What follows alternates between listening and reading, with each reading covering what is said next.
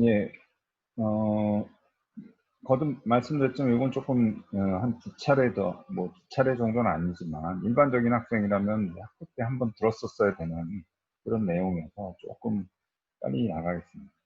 자, 이제 피로 파괴인데 이제 용접부의 피로 파괴잖아요, 사실. 그럼 용접부가 아닌 데를 이제 우리가 모재라고 하거든요. 모재라는 게 이제 모재 피로 파괴라고 하는 게 이제 대표적으로 사실은 이런 아무것도 없는 건 거의 피로 파괴가 일어나지 않습니다.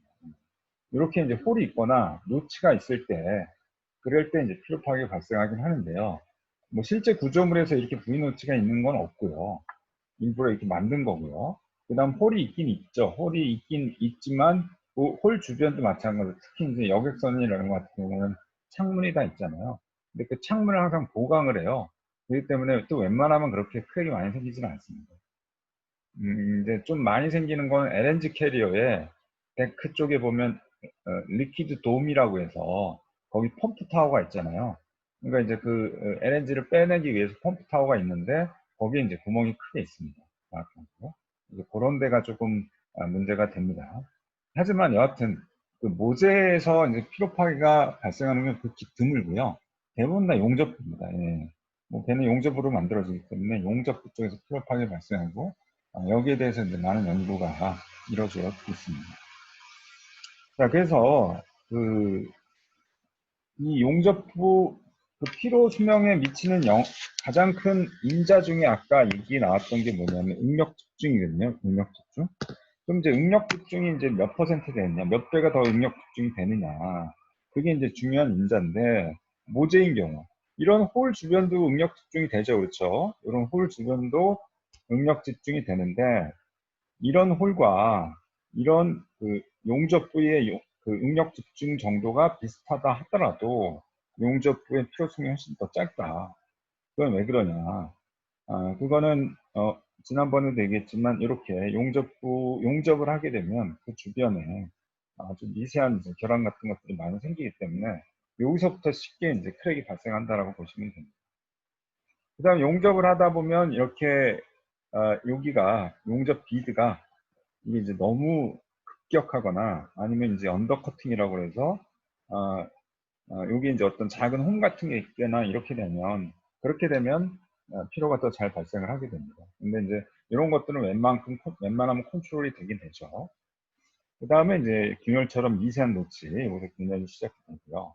그 다음에 비트나 형상, 노치 깊이 뭐 이런 것들은 다 용접부마다 또는 이제 용접사마다 다 다르게 됩니다. 그래서 특히 이제 그 용접부의 피로 수명이 상당한 분산된 분포를 가지는 게 이 용접 비트의 여러 가지 베리에이션이 있기 때문에 그렇습니다. 용접부에 대해서는 그때도 말씀드렸지만 이제 피로 균열 계시는 굉장히 짧습니다. 아주 짧고요. 왜냐하면 거의 뭐 크랙이 처음부터 있다라고 봐도 되고요. 그렇지만 이제 균열 성장 단계가 대부분 차지합니다. 그래서 이제 그림에 보시면 요건 이제 모재죠, 그렇죠? 모재 같은 경우는 여기가 이제 여기서부터 여기까지가 피로 수명인데 이게 크랙 이니시에이션하고 프로포게이션 이 지배적이라고 한다면 용접부 같은 경우는 주로 이제 크랙 프로포게이션이 대부분의 피로 수명을 차지한다라는 겁니다. 자, 그러면은 이 용접부의 피로 수명에 미치는 인자 중에 여러 가지가 있는데 자, 재료의 항복 강도는 어떻게 되냐?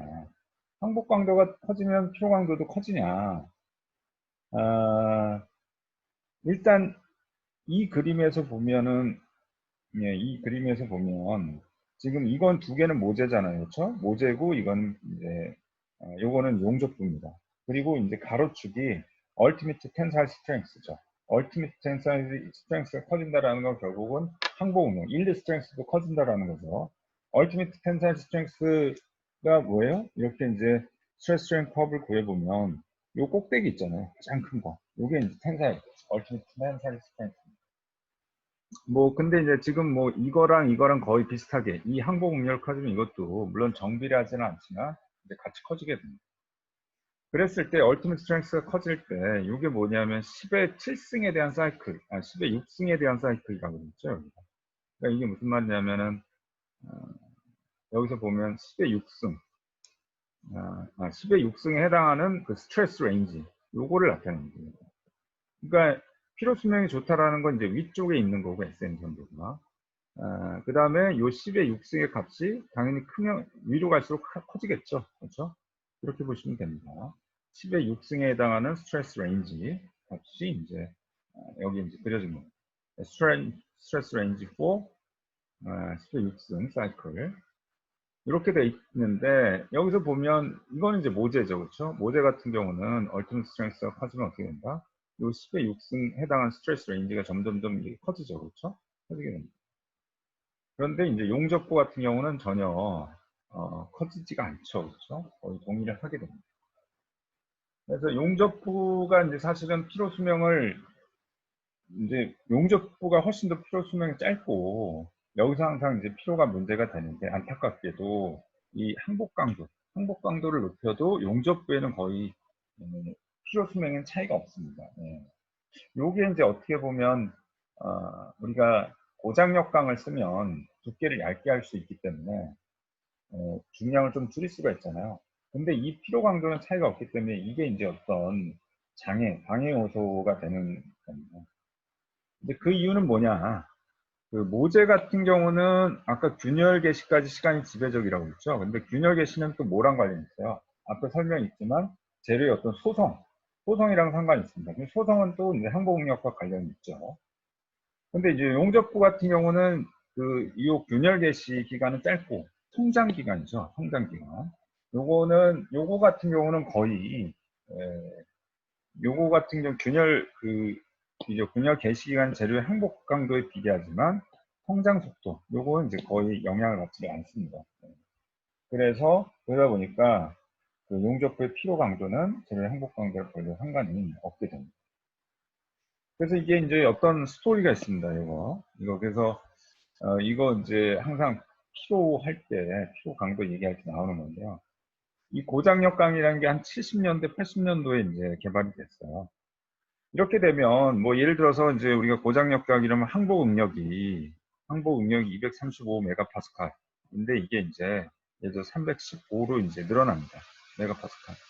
그러면 이제 이게 이제 항복 응력이니까 실제로 배에서 발생하는 이제 작용하는 응력, 이걸 이제 워킹 스트레스라고 하면 이건 235보다 작아야 되겠죠. 뭐 예를 들어서 뭐 180에서 한 200 정도라고 한다면 이건 어떻게 됩니까? 요거는 뭐 거의 한 280에서 300까지 가도, 물론 이제 세프티 팩터를 고려하면 이거보다 좀 작긴 하지만, 이제 예를 들어서 이렇게 이제 커져도 상관없잖아요. 그렇게 되면 이제 응력이 커져도 된다라는 거는 결국은 이제 thickness를 얇게 해서 실제로 발생하는 응력이 커져도 된다라는 거예요. 그런데 아까 뭐라고 그랬어요? 이제 응력이 커지면 피로 수명이 당연히 짧아지잖아요. 우리가 SM에서. 그래서 피로 균형이 이때 굉장히 많이 발생합니다. 그리고 또 하나 이제 그 전에 옛날에 유럽에 있을 때는 우리가 리벳 공법을 썼잖아요. 리벳 공법을 썼죠. 그렇죠? 우리가 비행기 날개 같은 거 보면 리벳 공법 같은 거 있잖아요.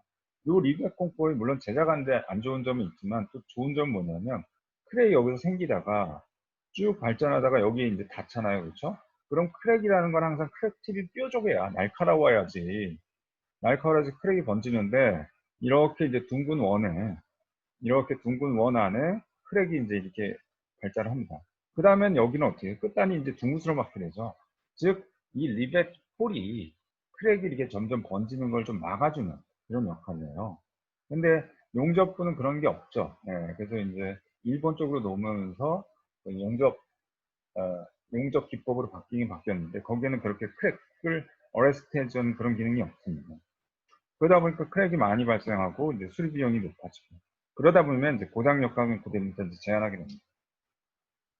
그래서 요즘에도 피로 강도에 대해서 굉장히 철저하게 해석도 하고, 그다음에 그걸 설계 꼼꼼하게 체크를 해서 문제 없도록 그렇게 설계를 하죠.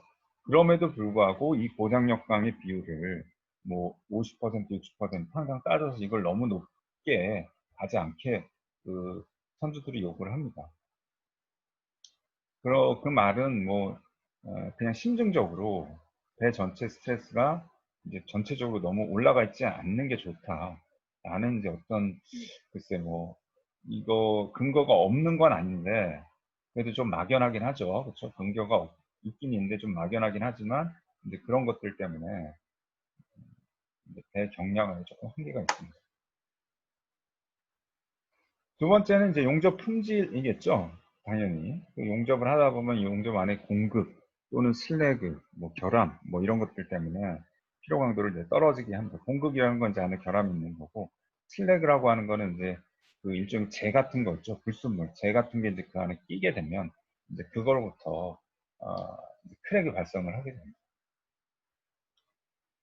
그래서 이 용접이 굉장히 중요하죠. 그래서 용접 절차, 품질, 그 다음에 이제 용접사 자격증 뭐 이런 것들이 있어서 굉장히 까다로운 기준을 요구를 하고 있습니다. 그 다음에 그 용접 품질 중에서 이 편심이 있습니다. 편심이나 이제 우리가 중심이나 아니면 각 변형 이런 것들을 생각을 해보면 지금 이거 같은 경우에는 이걸 이제 그냥 땡기잖아요. 그렇죠? 땡기면 응력이 이 위쪽이 커요? 아래쪽이 크겠어요? 자, 이거 뭐 한번 물어보겠습니다. 2대 0.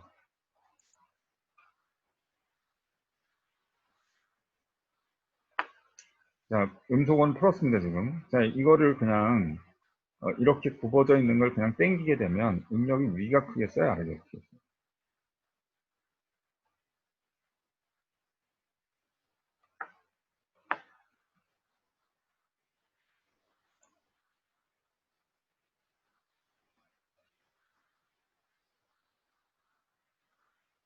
예, 예. 예, 맞습니다. 예, 지금 이제 답을 뭐라고 그랬냐면 아래가 더 크다. 그거는 이제 멤브레인 스트레스하고 밴딩 스트레스가 같이 걸려지기 때문에 이제 크다라는 겁니다. 자, 이게 지금 이걸 땡기면 어떻게 되겠습니까? 여기는 이제 위쪽은 압축이 되겠죠. 이게 이제 이렇게 펴지면서, 똑바로 펴지면서, 여기는 이제 압축이 걸리죠. 그죠? 그 다음에 여기는 이제, 여기는 인장이 걸립니다. 추가적으로. 그러니까 이게 편심이 있기 때문에 일종의 이제 이런 형태의 밴딩이 추가적으로 더 걸리는 거예요. 그렇기 때문에 안 그래도 인장이 걸리고 있는데 밑에 이제 밴딩에 의한 인장이 더해지면서 더 커지게 됩니다. 그래서 크랙은 항상 아래쪽에서 무조건 생기게 됩니다. 이렇게 이제 각변형이 있는 경우 이런 게 이제 코팅 응력이 발생을 해서 피로수명이 단축되는 경우가 있고요. 그 다음에 이제 편심이라고 하는 거는 이거는 이제 편심이 피크니스가 이제 같아도 이게 우리가 몰디드 라인을 맞추잖아요. 그러니까 몰디드 라인이라는 게 뭐냐? 한쪽 면을 이제 매끈하게 이렇게 맞추죠, 그렇죠? 그게 이제 몰디드 라인입니다. 네. 배 같으면 어디다 맞추겠어요? 배 같으면. 이게 이제 좀 뭐 별건 아니지만 이제 이게 이제 외판이 이렇게 있잖아요, 그렇죠? 이게 조선과학 시간에 물론 배우죠. 외판이 있으면 이 외판의 두께가 다 같진 않잖아요, 그렇죠? 당연히 밑으로 갈수록 정삽이 커지기 때문에 더 커집니다. 그러면 어떻게 맞춰요? 판은 이제 이렇게 판이 여러 가지 두께가 이제 점점점 달라지는데 어디 맞추겠어요? 당연히 외판에 맞추죠. 그렇죠? 그건 왜 그래요? 외판이 이제 그 저항을 받기 때문에 저항이 최소화하려면 외판을 매끈하게 하는 게 좋죠.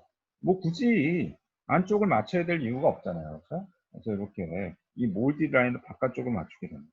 이렇게 되면 뭐 편심이 없다 하더라도 이게 추가적으로 밴딩이 더 걸리게 되는 거예요. 그러니까 뭐냐면 여기서 당기면 힘은 이렇게 작용을 하잖아요. 그렇죠? 이 중심선을 따라 작용을 하잖아요. 그렇게 되면은 이제 여기 밴딩이 어떤 이런 형태의 밴딩이 가운데 다 생기게 됩니다. 그러면은 마찬가지로 이쪽 아래쪽이 인장이 걸리고 크랙은 여기나 아니면 이런 데서 생기게 됩니다.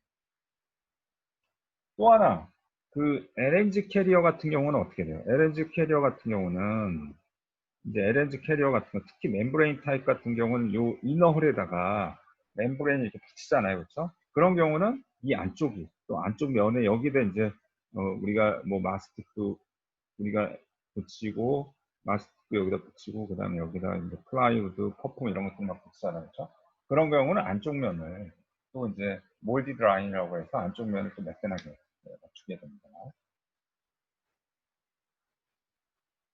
자, 그러면 이런 것들을 어떻게 이제 설계해서 커버를 하냐. 피로 실험을 할 때 일부러 어느 정도 허용 오차를 가지고 어, 그 설계를 하면 되겠죠. 그렇죠? 약간 이렇게 편심이 있다든지 각 변형이 예상이 된다. 각 변형을 일부러 만들어가지고 SN 선도를 만들 때 필요수면 미리 떨어뜨려 놔요. 그럼 뭐 문제 없죠. 그렇죠?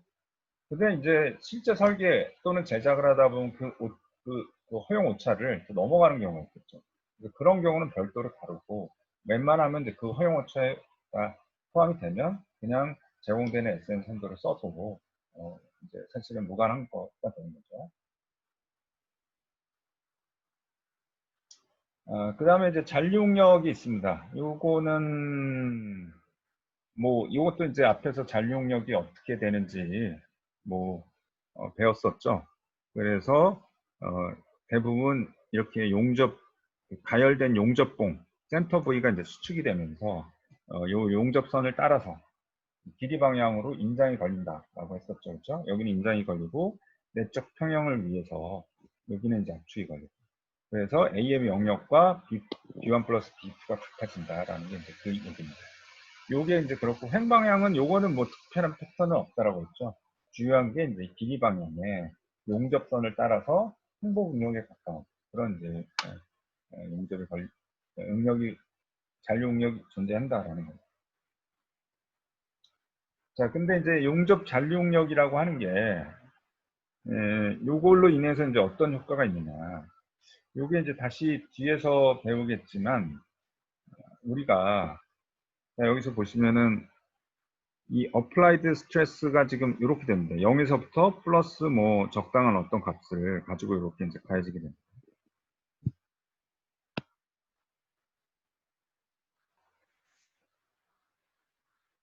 예, 이렇게 이제 가해지게 됩니다.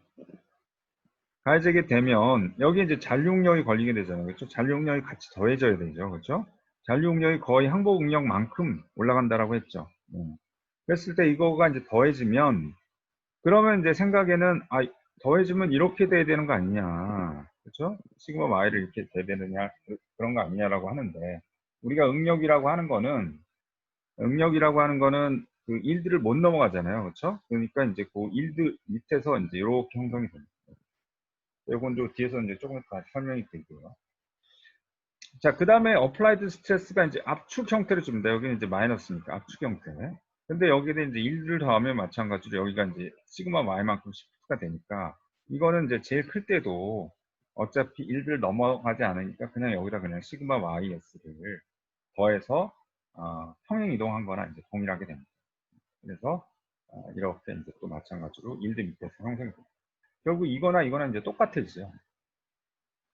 자, 이거는 이제 여기서 이제 뭘 얘기하려고 하냐면, 자, 여기서도 보면 오른쪽 그림도 보면 지금 이게 이제 같은 건데요.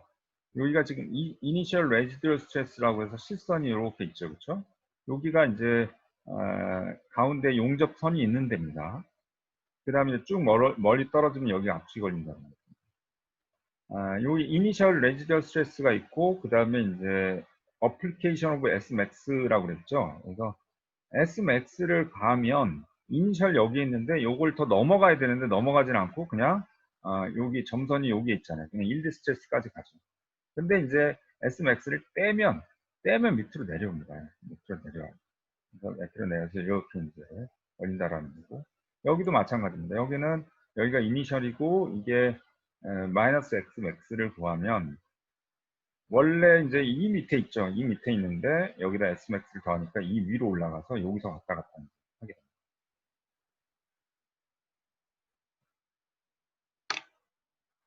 자, 그래서 여기서 이제 얘기하고 싶은 거는 뭐냐면 원래 여기서 이제 이건 이제 뒤에서 다시 나오긴 하지만 인장 교본 능력이잖아요. 인장 교본 능력. 그 다음에 이건 압축 교본 능력. 필요 수명은 어떤 게 더 사실은 더 원래 어플라이드 스트레스만 본다면 이건 압축 상태에서 계속 능력을 더 가했다 덜 가했다 이렇게 되는 거잖아요. 그렇죠? 필요 수명은 당연히 이게 훨씬 더 크죠. 훨씬 큽니다. 이게. 압축 상태는 그때도 크랙이 잘 진전이 안 되고 힘만 전달이 되고 크랙이 벌어지질 않는다. 그런데 원래는 이런데 이제 여기에 뭐가 들어온다? 여기에 이제 잔류력 효과가 들어오면서 잔류력 효과가 들어오죠. 그래서 결국 두 개가 똑같아졌잖아요. 그렇게 이 잔류력이 들어오고 나서는 이 두 개가 똑같아진다. 즉 다시 말하면 잔류력이 없을 경우는 인장교본 필요수명 압축교본이 훨씬 더 이제 짧은데 이건데 이제 그 베네핏이 사라진다는 거죠. 그러니까 결국은 뭐 인장일 때는 어차피 인장이었는데 뭐 더 나빠질 것도 없지만 압축 교본 응력 상태였으면 좋았을 것을 인장 잔류응력 때문에 이제 더 안 좋아지는 거죠. 이제 결국 안 좋아져.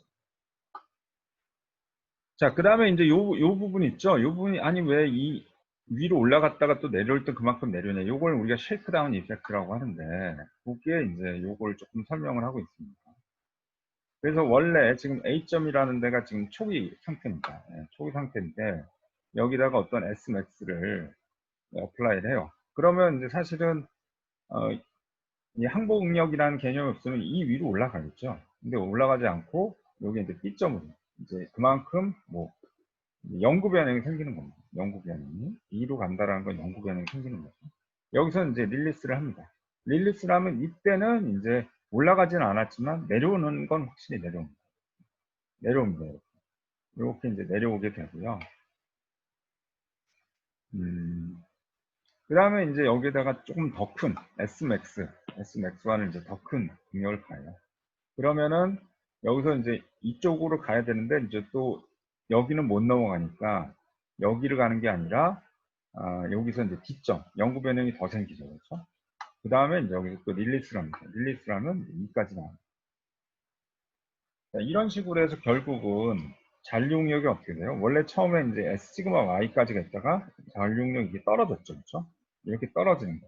요게 이제 쉐이크 다운 이펙트라고 해서 잔류력이 있지만 이거를 이제 자꾸 뭔가 힘을 줬다 놨다 줬다 놔면 이게 이제 떨어진다는 거예요. 이걸 이제 쉐이크 다운 이펙트라고 합니다. 그래서 뭐 뒤에 다시 있겠지만 이 잔류력이 물론 이제 아까도 얘기했지만 잔류력이 효과가 이거는 약간 조금 앞에 거랑 다른 건 뭐냐면 앞에 거는 이제 응력 이 레인지가 같잖아요. 그렇죠? 같은 경우는 이게 맞아요. 이렇게 여기서 왔다 갔다 합니다. 그런데 이제 두 번째가 여기 예제 같은 경우 어떻게 점점점 커지죠. 점점점 커지면 잔력이 점점점점 없어지게 됩니다. 이게 이제 요거하고 뒤에 거하고 다르죠. 근데 현실은 어떻게 했어요? 현실은 뭐 물론 커질 때도 있고 작아질 때도 있겠지만 분명히 커질 때가 있겠죠. 그러다 면 잔류응력 효과는 사실은 사라지거든요. 그래서 뭐 이제 정말 엄밀하게 따지고 보면 그 인장 잔류응력이 피로 수명에 미치는 영향은 사실 별로 없습니다. 거의 없습니다. 왜냐하면 이렇게 사라지기 때문에. 자, 여기 그 다음에 컴프레션도 마찬가지입니다. 컴프레시브 레지듀얼 스트레스도 처음에 이제 레지듀얼 스트레스가 이제 여기 있다. 이건 1드까지는 안 가죠, 그렇죠? 그래서 어느 정도 이제 이 정도 있다라고 했을 때 여기에 이제 S 미니멈 이만큼을 가하게 됩니다. 그럼 원래는 이제 여기까지 이동을 해야 되는데 항복 응력 때문에 이쪽으로 이제 이동을 하게 됩니다. 여기서 이제 다시 릴리스를 해요. 릴리스를 하면 이만큼 S 미니멈까지 이제 떨어지게 됩니다. 이건 아예 그냥 잔류응력이 이제 완전히 플러스로 갔죠.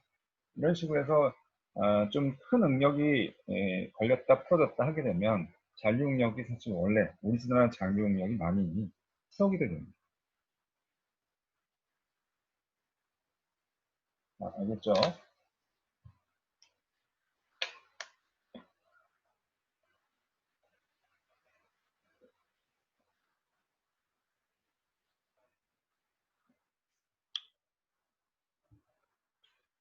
자, 그 다음에는 사이즈 효과라는 건데요.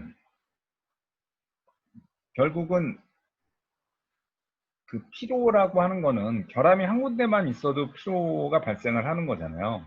그러니까 퍼센티지가 아니라 뭐 한 군데만 있으면 크랙이 발생을 하게 됩니다. 그러다 보면 아무래도 용접부의 길이가 길면 거기서 그 결함이 생길 가능성이 더 높죠. 예. 그래서 용접 이음부의 크기가 커질수록 피로 강도가 작아지는 효과를 이제 우리가 사이즈 효과라고 합니다. 통계적으로 어떤 결함이랑 이제 심각도 수준이 용접부의 크기에 따라 증가하기 때문에 그렇습니다. 그래서 여기서 이제 사이즈에 해당되는 게 이런 이제 어태치먼트 랭스 이런 거라든지 뒤에 보면 이제 티크니스도 있습니다. 근데 티크니스는 또 조금 별도로 티크니스 이펙트라고 이제 얘기를 하죠. 자, 아무래도 이런 것들이 길게 되면, 예.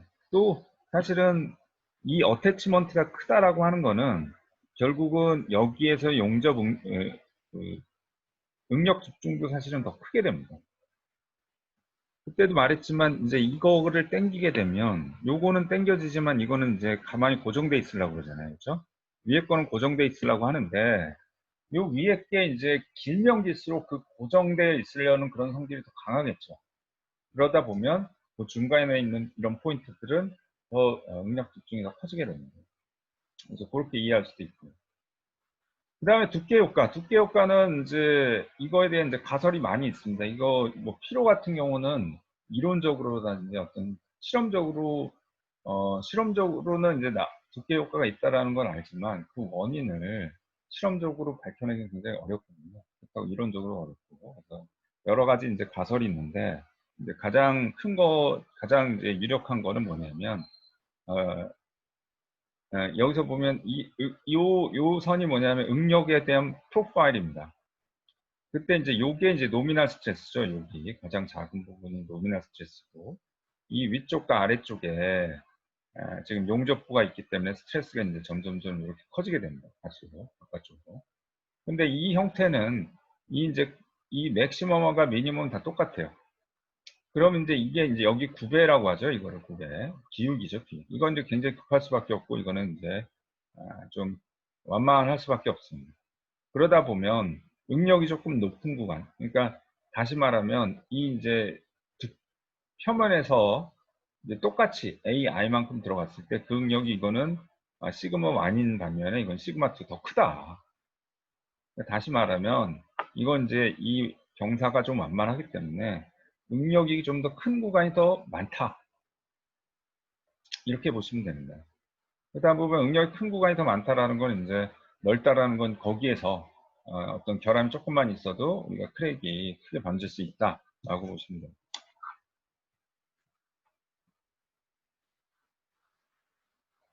그런 내용이고요.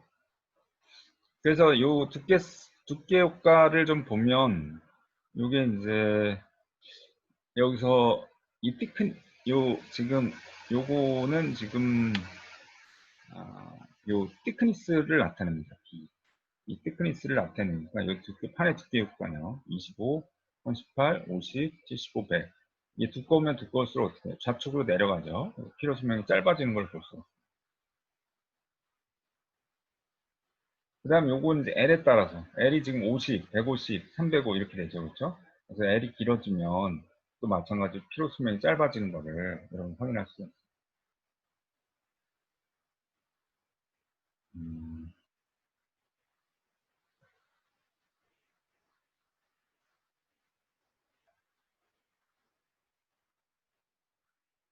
예. 그 다음에 요 그 피로 파괴 중에서 이제 아주 전형적인 용접부에 대해서 조금 정성적으로 좀 설명을 하고 있습니다. 일단 첫 번째, 맞대기 용접의 피로 파괴. 예, 이런 것들이 있죠. 뭐 맞대기 용접이라고 하는 거는 두 판을 용접하는데 가장 효과적인 방법이라고 할 수 있고요.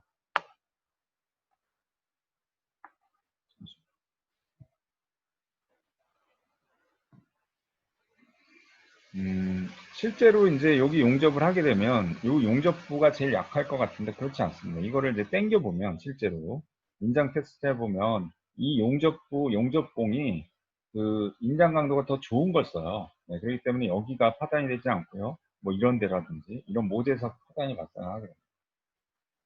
네, 그런데 이제 피로화 중에 대해서는 반드시 용접부에서 피로 균열이 발생을 합니다. 이건 이제 내내 설명을 했지만 용접부에는 아주 이제 미세한 결함들이 있기 때문에 그렇다고 보시면 됩니다. 이게 이제 미세한 노치 때문에 일한 거고요. 그러면 이제 이게 여기를 이제 그럼 그라인딩을 하자, 가공을 하자. 이게 지금 이렇게 튀어나와 있잖아요. 이렇게 튀어 있는데 이걸 이제 그라인딩을 해서 싹 갈아내요. 그러면 이제 이게 이제 원래 모재인 경우하고 이제 그라인딩이 된 이제 용접부, 웰디드 조인트하고 이제 그런다. 그라인드를 하면 응력 집중은 이제 없어지죠. 없어지긴 하지만 그렇지만 여전히 이제 그 용접 그 용착 금속이라고 하는 거는 이제 요 안에 지금 여기에 용접된 부분이 있죠. 요 표면은 없어졌지만 결국은 이 안쪽에도 이제 용착 금속이 있고 거기에 또 결함이 있을 수 있죠. 이런 것 때문에 피로 강도는 그래도 여전히 모재보다 작다라고 하는 겁니다.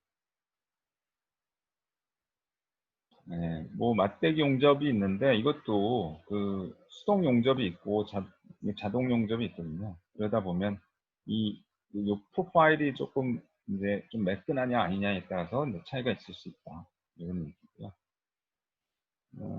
그 다음에 앞에 말한 그 정렬 오차 있죠. 이 편심 2, 편심 2. 아까 이제 이렇게 됐을 때 요거하고 이제 요거 두께 중심. 요거가 이제 편심이죠. 그렇죠? 이 편심이 커진다라는 것을 이제 우리가 실험을 한번 해서 얻어낸 겁니다. 이게 이제 편심이 0일 때는 이제 요 위에 거가 되고요. 편심이 점점점 이 두께 25%, 50% 이렇게 되면 점점 더 커지는 거죠. 이렇게. 자, 그러면 이제 여기서 편심량을 이제 여기서 시그마 B를, 그러니까 밴딩 스트레스, 정렬 오차는 밴딩 스트레스 이렇게 정의를 할 수가 있습니다. 편심에 비례한 거죠. 그래서 응력을 시그마 A 플러스 시그마 B를 그냥 계산할 수 있어요. 이에 따라서. 그리고 그럼 요 케이지가 이게 이제 응력 집중이겠습니다. 이게 무슨 말이냐면 스트레스는 어플라이드를 했는데 요 이에 따라서 이게 응력이 더 커지죠. 그렇죠? 그래서 요거 시그마 A는 공칭 응력이고요. KG는 응력 집중 계수.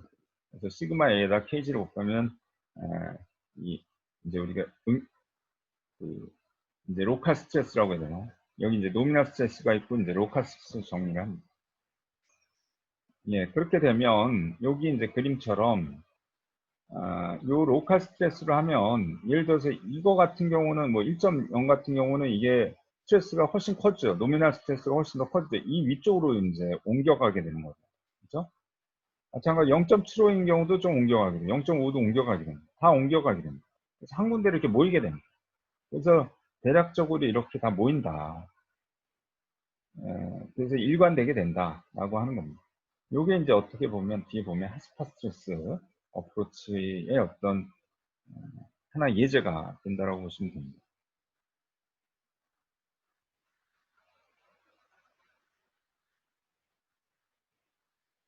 예. 뭐, 그 다음에 이제 맞대기 용접 할 때, 뭐 이것도 선체 구조 역학에서 하지만, 용접 같은 거를 할 때, 이게 생각을 해보시면, 원칙적으로는 이게 양면 개선을 해야 됩니다. 이렇게 하고, 이렇게 하고. 양면 개선을 한다는 게 우리가 판이라고 하는 거를 뭐 용접을 그냥 이렇게 해서 여기다 이렇게 채워 넣지 않습니다. 이렇게 하는 건 아니고요. 이렇게 물론 하는 것도 있지만 이건 아주 박판일 때 그렇게 하고요. 보통 뭐 10T에서 우리가 쓰는 20T, 후판 같은 경우는 이렇게 안 하고 여기다 이제 못따기를 합니다. 이렇게. 못따기를 이제 미리 이렇게 해두고요. 그 다음에 이제 용접을 여기다가 이제 용접봉을 한 번에 하는 게 아니라 이렇게 채워 놓습니다. 이렇게 녹여서 채워 넣어요. 뭐 20T 같은 경우는 뭐 한 5번 정도 할 수 있어요. 이렇게 한 다음에 이걸 뒤집어요, 판을 뒤집어서 또 여기, 이쪽을 또 위에서 이렇게 쭉 채워놓습니다. 근데 이러려면 굉장히 귀찮죠, 그렇죠? 판을 한번 뒤집으려면 굉장히 이제 귀찮고 또 뒤집는 사이에 이게 용접이 완전히 되어 있지 않기 때문에 거기서 이제 그게 찢어질 수도 있고요. 결함이 생길 수도 있습니다. 그래서 어떻게 하냐면 이렇게 안 하고 이것처럼 한쪽만 이렇게 개선을 합니다. 한쪽만 이제 못따기를 해가지고 용접을 합니다. 근데 이제 한쪽만 이렇게 따가지고 용접을 하다 보면 어떻게 돼요? 여기 이제 막 쌓이다 보면 어떻게, 이 밑에가 잘 통제가 안 되죠. 이 밑에 형상이. 그래서 이제 이런 식으로 이런 데서 크랙이 많이 발생을 할 수가 있습니다. 그래서 이제 사람들이 어떻게 하냐. 여기 이제 백킹제라는 게 있어요. 백킹제. 빼하는 백킹제.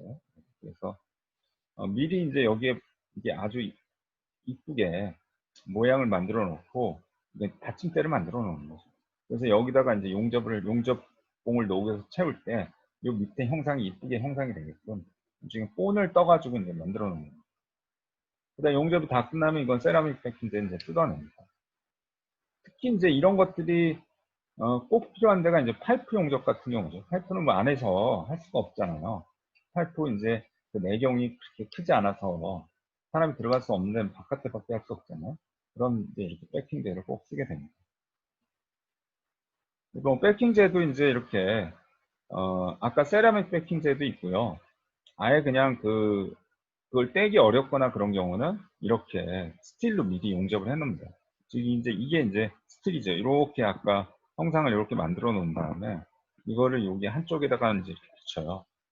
그 다음에 그러면 이제 이게 이렇게 되겠죠. 여기가 이제 한 덩어리고, 그 다음에 요 판이 이제 한 덩어리죠. 그렇죠?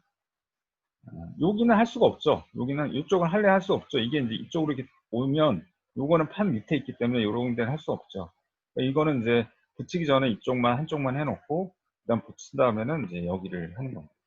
그래서 이런 경우 같은 조금 이제 단점은 뭐냐면 여기가 용접이 안 돼 있기 때문에 여기서 이제 뭔가 결함이 생길 수도 있습니다. 아니면 이제 요런 데서 이게 이제 무슨 말이냐면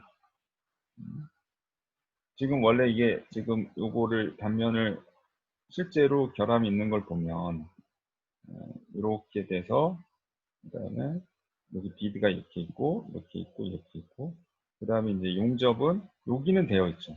그렇지만 여기는 이제 이렇게 안 돼 있어요. 그러니까 떠 있는데 용접이 안 돼 있는 데는 지금 여기하고 여기입니다. 맞죠? 여기만 딱 붙어 있으니까 여기하고 이제 여기만 붙어 있으니까 여기가 이제 여기하고 여기 해당되는 거죠. 그러면 어떻게 되냐? 이런 데서 이제 크랙이 이제 이런 안에 이런 데서 크랙이 생길 수 있다라는 게 조금 단점입니다. 요건 이제 파이프하고 프린지하고, 뭐, FPS나 이런 거 탑사이드에 이제 이런 것들 많이 하죠. 그래서 파이프를 넣고, 이 프린지를 할 때, 요것도 이제 딱 맞춰야 되니까, 지금, 이렇게 된 형태입니다. 이렇게, 이렇게. 이제 구조물이 이제 이렇게 돼 있죠. 그래서 여기에 이제, 애초부터 여기가 어떻게 되냐? 애초부터 여기에 백킹제가 있는 것처럼, 이렇게 제작을 합니다. 그래서 여기다 이렇게 쭉 세워요. 세우고 그 다음에 아까도 마찬가지지만 여기가 이제 문제예요. 여기가 좀 문제여서 이런 거 같으면은 이제 여기를 잘라낸다. 잘라내라. 훨씬 더 아웃. 근데 이제 그게 작업이 가능한 게 있고 이제 가능하지 않은 부위가 있죠. 아니면 뭐 기계 같은 걸 넣어서 자동으로 제거하는 경우도 있고.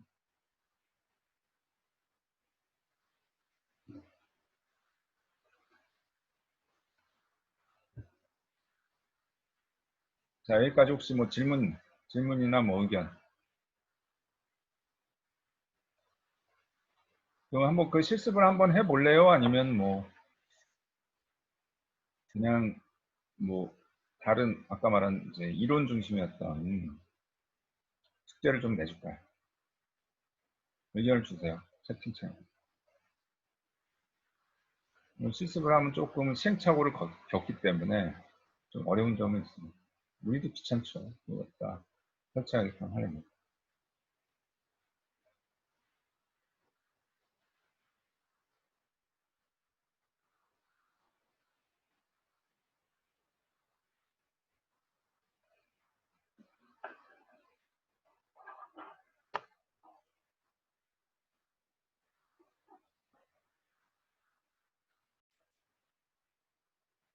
예. 다음은 이제 필렛 용접에 대한 필요 파악입니다. 사실은 이게 이제 중요하죠. 앞에서 왜 어태치먼트라고 붙었던 거, 이런 것들이 다 이제 필렛 웰드가 됩니다. 여기서 이제 필렛 웰드는 두 가지가 있습니다. 여기 여러분들 좀 보이는지 모르겠지만,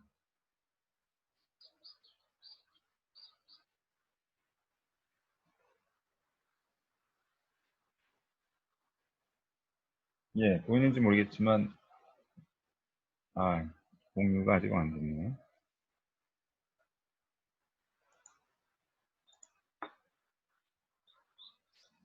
예, 다음은 이제 필렛 용접에 대한 필요 파악인데요. 여기 보시면 지금 이게 이제 하중 비전달형 필렛이 있고 하중 전달형 필렛이 있습니다. 이게 뭐냐면 이제 이 관점은 용접부 관점입니다. 이거 보시면은 여기서는 이렇게 이제 십자 형태 판을 용접을 하는데 이 판이 이제 주판입니다. 이 판이 관통이 되고요. 요 위쪽 거, 요 두 개가 이제 잘라서 이제 붙이는 형태죠. 그래서 이제 힘을 이쪽으로 당기면 이 주판이 이제 힘을 주로 받죠.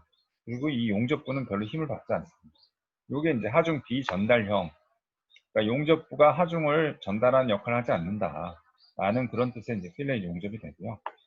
이제 이건 반대죠. 그렇죠? 요거는 이제 두 개가 떨어져 있습니다. 그러면 어떻게 됩니까? 이건 이제 하중이 여기가 이제 떨어져 있기 때문에 이게 떨어져 있기 때문에 하중은 여기를 타고 이제 이렇게 흘러가죠. 용접부가 큰 힘을 받습니다. 이게 이제 하중 전달력 필렛 용접이 됩니다. 그래서 용접은 사실은 어떻게 돼요? 이렇게 해야 되죠. 이렇게. 이게 맞죠. 당연히 이제 물론 이제 문제는 하중이 이렇게 이 방향도 있고 이 방향도 있는 경우가 문제가 되지만 주로 이제 큰 방향 응력이 걸리는 데를 이제 주판으로 우리가 잡죠. 그래서 배로 치면 이거는 종부제. 그러니까 종부제라고 하면 뭐 데크라든지 아니면 론지티드널 벌크라든지 이런 것들이 되고 요건 이제 트랜스버스 부제들은 옆으로 이제 잘라서 붙이게 됩니다. 근데 이제 어쩔 수 없는 경우가 있습니다. 아까도 뭐 양쪽 방향 이런 것들이 이제 이제 대표적인 건데 요게 이제 I자 이렇게 I자죠, 그렇죠? 그다음에 여기 이제 우리가 러그라고 해서 우리가 이제 이걸 어, 이게 리프팅 빔입니다. 사실 리프팅 빔이라고 해서 여기 이제 이렇게 와이어가 걸리는 거죠. 그리고 이제 여기에 어떤 구조물을 이렇게 매달린 다음에 여기를 이제 들어주는 겁니다. 이 리프팅 빔이 이제 필요한 경우는 이걸 어떤 구조물을 예를 들어서 이렇게 바로 들잖아요. 그럼 여기 간섭이 생기잖아요. 간섭이 생기기 때문에 여기다 이제 이게 스페이스 바라고도 하는데 여기다 스페이스 바를 이렇게 합니다. 그래서 이걸 이렇게 달고 여기를 달면 간섭이 안 생기거든요. 그렇기 때문에 이런 리프팅 빔을 쓰기도 합니다. 자, 여하튼 여기 관점에서 보면 기본적으로 이거는 이제 밴딩이 걸리잖아요. 이렇게 밴딩이 걸리기 때문에 응력은 기본적으로 길이 방향의 응력이 있고요. 그런데 또 이제 이 리프팅 빔 때문에서 이쪽 방향 응력도 있게 됩니다. 그래서 이거는 양방향으로 길이 방향과 수직 방향으로 다 힘이 전달되는 경우 때문에 이런 경우는 이제 어쩔 수가 없습니다. 자, 이제 먼저 하중 비전달형 이런 것들이 이제 일반적입니다. 이런 것들이 일반적인데 이런 것들은 이런 식으로 해서 크랙이 이렇게 발전을 한다. 지금 응력이 항상 수직한 방향으로 크랙이 발생하는 걸 이제 우리가 알 수가 있습니다. 예. 그 다음에 이제 기 효과가 있다라고 했죠. 그래서 이 L 사이즈 효과가 있어서 이런 L들이 크면 클수록 피로 수명이 짧아진다라고 보시면 되고요. 네. 그다음 뭐 특별한 건 없습니다. 그 다음에 하중 전달형 필렛 용접입니다. 여기 그림이 빠졌죠?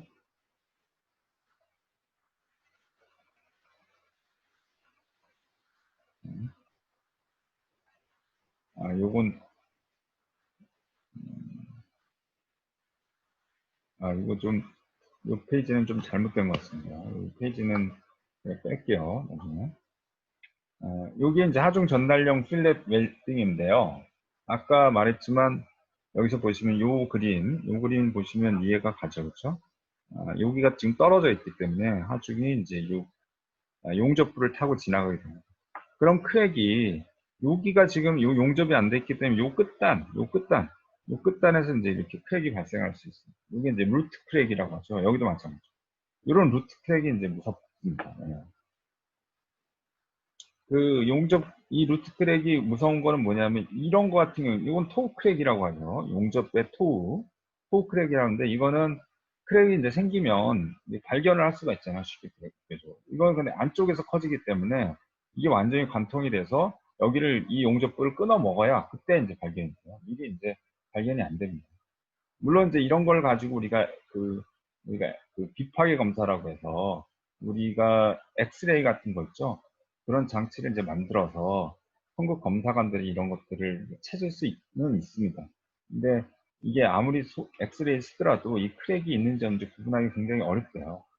뭐 그리고 또 모든 용접부를 다 그렇게 하기도 어렵고 여하튼 그래서 루트 크랙이 안 생기게 하는 게 이제 바람직한 겁니다.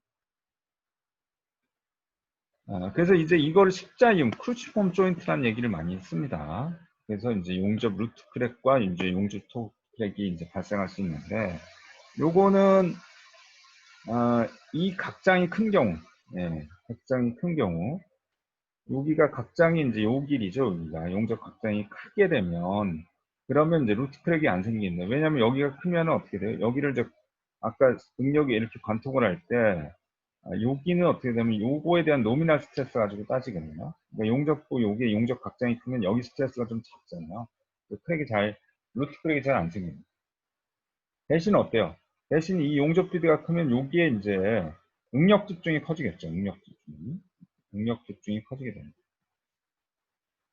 그 반대로 여기가 이제 이게 작으면 여기가 작으면 루트 크랙이 또 많이 생기게 되고요.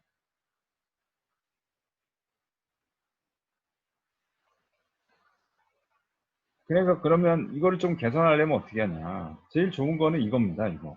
완전 용입 용접이라고 해서 여기가 앞에는 여기 이제 균열 갭이 있었잖아. 이거를 어떻게 하냐면 이 판을 이렇게 있을 때 여기다 아까 이제 개선을 이렇게 양쪽으로 합니다. 자, 이렇게 있을 때 이쪽 판을 양면 개선을 이렇게 해가지고 여기를 이제 다 채워놓습니다. 딱 채워넣어요. 딱 채워놓고 다 메워버리면 여기에 아예 완전히 처음에 이렇게 어떤 갭이 있었죠. 그죠? 이 갭을 원천적으로 다 없애버립니다. 그러면 뭐 힘이 여기에 모든 이 두께뿐만 아니라 이 용접부를 타고 다 전달이 되기 때문에 굉장히 튼튼해지죠. 응력도 많이 떨어지고. 절대 이제 루트 크랙이 안 생겨요. 근데 문제는 뭐예요? 여기 채우는 게 이제 굉장히 어렵죠. 그렇죠? 이게 아까도 말했지만 이게 한 번, 이제 용접봉을 한 번 이렇게 녹인다고 채워지는 게 아니에요. 이 정도면은 뭐 거의, 양쪽 다 하면 뭐 10번, 20번 정도 용접봉을 목에서 쳐야 되니까 굉장히 어렵습니다. 그래서 현장에서 굉장히 싫어하고 또 마찬가지로 현장에서 작업하는 시간도 굉장히 많이 걸립니다. 예, 그래서 이제 이걸 이제 완전 용접이라고 하고요. 그러니까 풀 페너트레이션. 아까 여기 벌어진 것을 완전히 페너트레이션을 완전히 풀로 해서 완전히 없애버린다. 이런 뜻이 됩니다. 근데 파셜인 경우는 이걸 마치 이렇게 삼각형 모양을 이렇게 팽이 모양, 약간 이제 이등변 삼각형 모양으로 이렇게 직각 삼각형을 이렇게 약간 이등변 삼각형으로 만들어 가지고 요 각목의 길이를 키우는 겁니다. 각목이라고 하는 건 이제 여기서부터 여기까지 길이죠. 여기 길이만 이제 키우는 겁니다. 약간 팽이 모양처럼. 그래서 이렇게 하게 되면 용접 각장은 최소화하고 그 다음에 이제 용접 토우에서 피로 강도도 높일 수 있고 그 다음에 이제 용접 루트 쪽에서 예. 여기서 이제 아, 요 피로 강도도 높이고요. 여기 그 다음에 이제 용접 루트 쪽에서의 그 피로 강도도 여기가 강목이 높아지니까 어떻게 돼요? 여기에 흘러가는 그 스트레스, 노미널 스트레스도 작아지겠죠. 그렇죠? 그래서 용접 용입량을 이제 모양을 조금 이등변처럼 만들어서 가장 가성비가 좋고, 즉 용입량은 가장 작고 그 다음에 스트레스는 가장 떨어지게 이렇게 하는 방법이 되겠습니다. 그래서 이제 요 그래프를 보면 요 그래프를 보면 지금 이제 여기가 이제 EEA I 나누기 T입니다. 여기 이제 HTP고요. 자, 여기서 보시면 여기는 H고 이쪽은 A죠. 그렇죠? H가 커지면 어떻게 된다? H가 커지면은 여기가 비드가 이제 이렇게 되는 거기 때문에 이게 이제 용접 그 토우 쪽에서 크랙이 생기죠. 그렇죠? 여기에 이제 응력이 올라가서 토우 쪽에서 크랙이 생기고 A가 이제 커진다. AI가 커지면 어떻게 돼요? AI가 커지면 여기가 벌어지기 때문에 용접 루트 쪽에서의 응력이 커지고 또 크랙도 이제 생기게 됩니다. 그래서 이제 그걸 나타낸 그래프가 이겁니다. 그래서 뭐 티크니스를 뭐 예를 들어서 하나 25T짜리다 라고 한다면 여기서 이제 이쪽은 어떻게 돼요? A가 큰 거죠. A가 크고 그 다음에 H가 이제 작은 거죠. 이런 거는 이제 루트 크랙이 되는 거고요. 이쪽 위쪽은 H가 크고 A가 이제 작은 거죠. 이런 경우는 이제 토우 쪽에서 크랙이 발생한다 라고 하는 이제 이 기준을 일종의 만들어 놓은 게 이 그래프라고 보시면 됩니다. 그래서 이 차트를 보고 결국은 가장 좋은 건 어떻게 돼요? 가급적 그 토우 쪽에서 크랙이 발생을 하게. 물론 이론적으로는 이 루트하고 토우하고 동시에 발생하는 게 제일 좋죠. 그렇지만 조금 더 보수적이라면 토우 쪽에 토 쪽에서 먼저 크랙이 발생을 하게끔 요 용접 비디의 어떤 사이즈를 결정을 하게 되는 거예요. 우리가 구조 설계하는 쪽에서 보면 여러분들 뭐 이런 틱펜스만 결정하는 게 아니라 그 용접 확장 저것도 같이 결정을 하게 됩니다. 구조하는 사람들이 그걸 같이 결정을 해주면 이제 그거대로 현장에서 작업을 하게 되는 거예요. 굉장히 중요한 거예요. 그러니까 일종의 기계 제품 같으면은 그 볼트나 너트 뭐 이런 것들의 그 사이즈를 결정해 준다고 보시면 되죠. 자, 그래서 그 완전 용립 용접에 해당되는 부분이 지금 요 브라켓의 이제 요런 끝단 있죠. 요런 점선 부분. 요런 부분에 이제 완전 용립 용접을 해줍니다. 이 말은 이제 무슨 말이냐면 기본적으로 이게 이제 사이드 론즈 벌게 되니까 기본적으로 이 판이 주판이 되고 이 판이 이제 관통이 돼야 되죠. 그렇죠? 근데 이 브라켓 같은 경우는 어떻게 해요? 브라켓 같은 경우는 지금 이게 웹이 있고 브라켓이 이렇게 있는 경우잖아요. 잠시만요. 다시 볼게요. 지금 요 단면을 보면 이제 이렇게 되는 경우잖아요. 이렇게. 그런데 이 브래켓이 있다라는 거는 이제 이쪽에 이제 프레셔가 이제 많이 걸릴 때가 있습니다. 여기 이제 꽉 차 있고, 그 다음에 여기는 흡수가 이제 낮다라고 하면 여기가 카고의 프레셔에 의해서 여기 이제 이렇게 벌어지겠죠. 그래서 어떻게 되냐면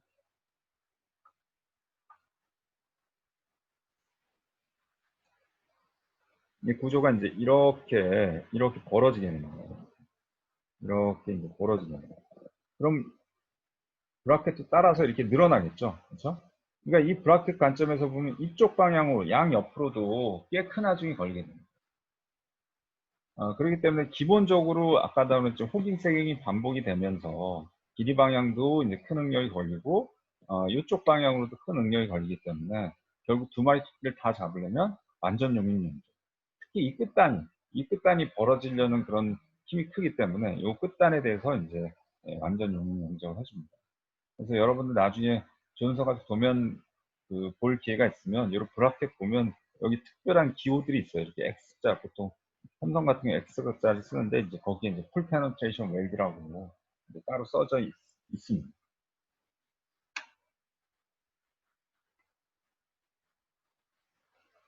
네, 뭐 요거는 앞에서 설명했던 거 넘어가고요. 자, 그 다음에 실제로 요 설계 규정인데요. 요게 조금, 요거를 조금 알아둬야 뒤에 그 심플리파이드라든지 아니면 프로퍼티를 좀 알 수 있습니다.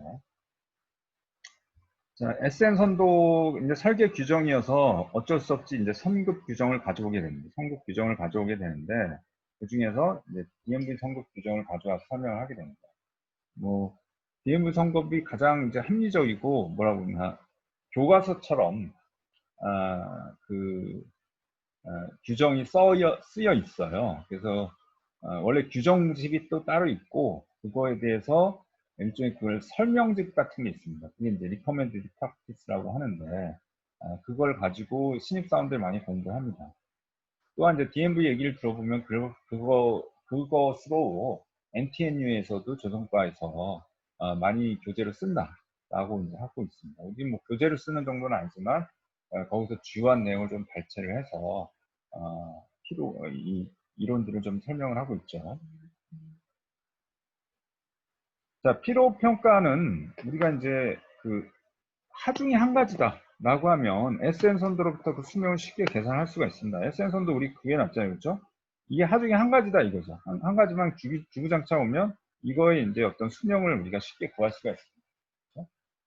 근데 이제 어려운 거는 한 가지 하중이 아니죠. 뭐 우리가 웨이브 스펙트럼처럼 웨이브도 아주 다양한 웨이브가 오기 때문에 하중도 어떤 스펙트럼 형태의 다양한 하중이 걸리는 게 이제 그게 이제 문제죠. 그 다음에 피로 손상이라는 거는 이제 전체 수명에 대해서 누적되는 거기 때문에 이 전체 수명에 대해서 다 계산을 해줘야 돼요. 강도 해석은 무조건 가장 클 때만 그냥 딱 찾으면 됩니다. 뭐 그거보다 작은 건 사실 정확히 몰라도 돼요. 얼마나 큰 하중이 오느냐 이것만 따지면 되는데 피로 같은 경우는 뭐 작은 거, 큰 거, 아주 큰 거 이게 다 오히려 작은 게 오히려 더 누적이 작은 것들은 반복 횟수가 높기 때문에 작은 하중에 이제 이게 피로 손상이 돼요. 그렇기 때문에 모든 하중 이런 걸 다 쫓아야 되기 때문에 이런 것들이 좀 어렵습니다.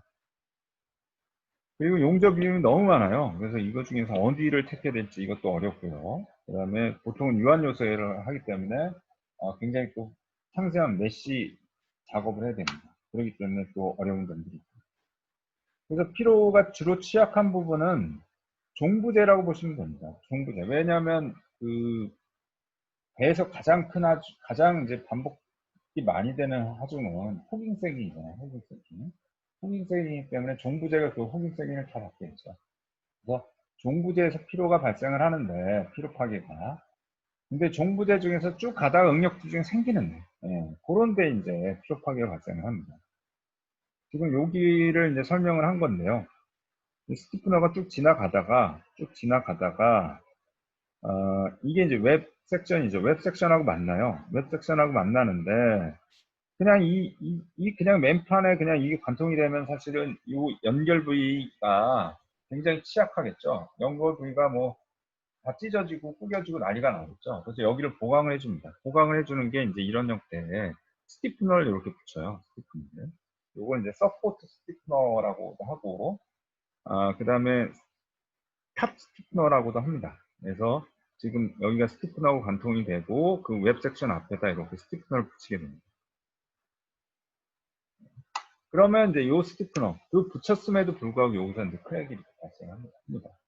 그런 이제 크랙의 예제가 요런 거고요. 요런 거고요. 자, 요런 데가 이제 다 그런 크랙이 발생하는 겁니다. 요런 데가 취약하고요. 그 외에도 뭐 굉장히 많이 있습니다. 요런 거는 여기 이제 LNG 캐리어 같은 경우인데요. 지금 요게 스펙트럴 피로 해석의 어떤 뭐 그냥 오버를 한 건데요. 여기 이제 하이드로다인 해석을 하고 풀스토캐스틱 하고 그 다음에 이제 로컬 주밍 해석을 하는 겁니다. 그래서 이게 이제 호퍼너클, 호퍼너클의 위하고 아래 이런데 스펙이 이제 많이 발생하는 거고요. 요게 이제 사실 가장 큰 핫스팟은 여기 이너 바튼 플레이트에서 이제 크랙이 이제 이렇게 발생하는 거지만 지금 어떤 경우는 이제 크랙이 이렇게 발생할 수도 있거든요. 그러니까 이제 뭐냐면은 하중이 종방향 하중이 걸리게 되면 크랙이 이제 이렇게 길이 방향으로 크랙이 발생할 수도 있어요. 크랙의 위치에 따라서 여기도 보시면 크랙이 이제 위치에 따라서 크랙이 뭐 요런 거 같은 경우는 이제 이 판에 발생하는 거고 요런 크랙은 이제 이 웹 섹션에 발생하는 거예요. 그래서 다양한 이 조인트 같은 경우는 다양한 판에 다양한 방향으로 크랙이 발생할 수가 있습니다. 그러면은 아까도 말했지만 이제 응력이라고 하는 건 그 크랙에 수직하게 우리가 읽어야 되잖아요. 그래서 뭐 예를 들어서 지금